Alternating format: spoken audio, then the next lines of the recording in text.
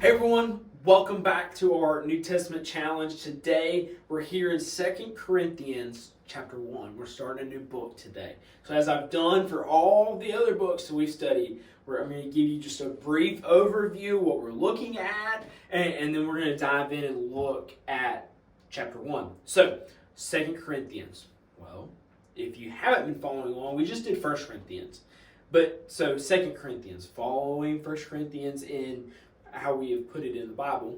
But, 2 Corinthians is the follow-up letter to 1 Corinthians. Wow, I could have figured that out. Anyway, but what Paul is doing is he is mostly writing to rejoice that the believers have come and they have turned away. 1 Corinthians is a hard book. Paul's extremely tough on these believers. But now he's coming and he is excited for them. He's writing to them to encourage them and to continue to press on.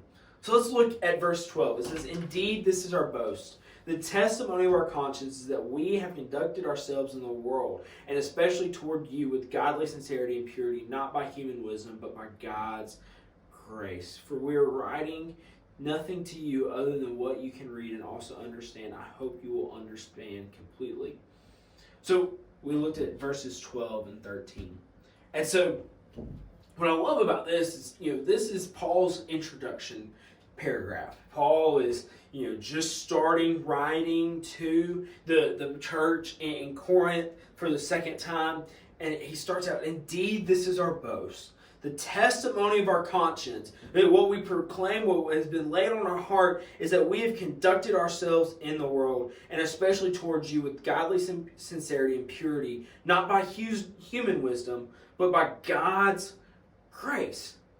And what I love about that is that he's saying, this is what we said to you. "And you have conducted yourselves in the world, and especially towards you, we have conducted ourselves with godly sincerity and purity, not by human wisdom, but by God's grace." So Paul is telling them, this is the way we're treating you, not because of worldly wisdom, not because of the things that I have learned by being a human, and that anyone else could gather just by living life.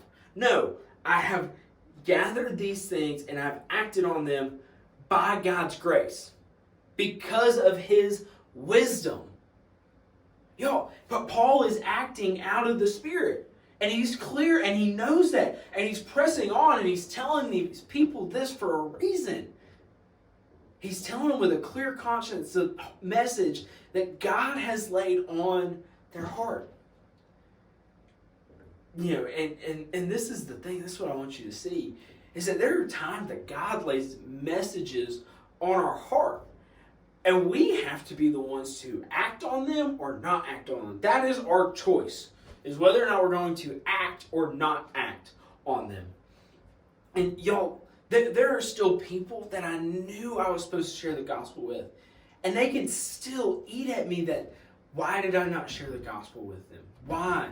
Why did I not share the gospel with them? Because I was scared. Because I was afraid of what that would do to my life socially. But this is the thing, it doesn't matter, because now I wasn't the one who shared the gospel with them. And because I didn't, I don't know if they don't know Jesus or not. I did not do what Scripture has called me to do, to go out and share the gospel. And it eats at me. It drives me crazy that I would, act so fleshly, that I would act in my flesh. And when I should have walked in the Spirit, I should have had that clear conscience to act with godly sincerity and purity and not use my human wisdom. So I challenge you today in this to not act out of your own wisdom, but seek God in prayer and through His Scripture and through His Word to live out what He has called you to do, to live out with a clear conscience. Hope you have a great rest of your day.